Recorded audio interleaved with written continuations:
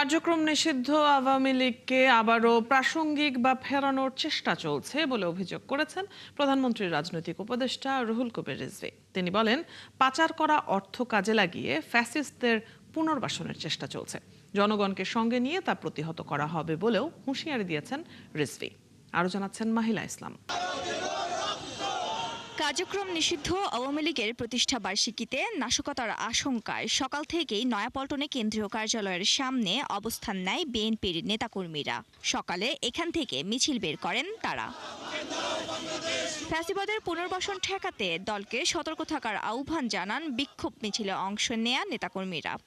ভোগান্তি ভুলে চলে আসুন রিগালে। ওয়ারেন্টি সহ স্টাইলিশ কালেকশন নিয়ে রেডি রিগাল ফার্নিচার। প্রতিষ্ঠানে যখন গণতন্ত্র ফিরে এসেছে সেই সময় সেই ফ্যাসিবাদের উত্থানকে আমরা আবার দেখতে পাচ্ছি।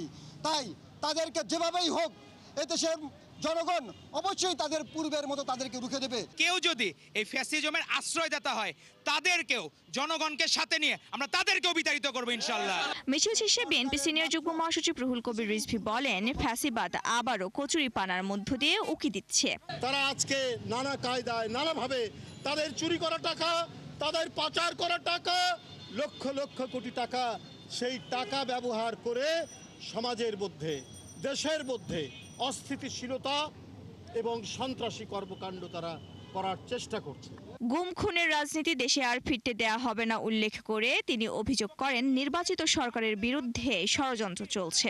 তারেক রহমানের সরকার গণতান্ত্রিক সরকার, সেই সরকারের বিরুদ্ধে ষড়যন্ত্র চক্রান্তের তারা বেড়াজাল বোনার চেষ্টা করছে। বলুন, কোনো গুমের ঘটনা ঘটেছে? কোনো ক্রস ফায়ার হয়েছে? কোনো মিথ্যা মামলায় কেউ বন্দী হয়েছে?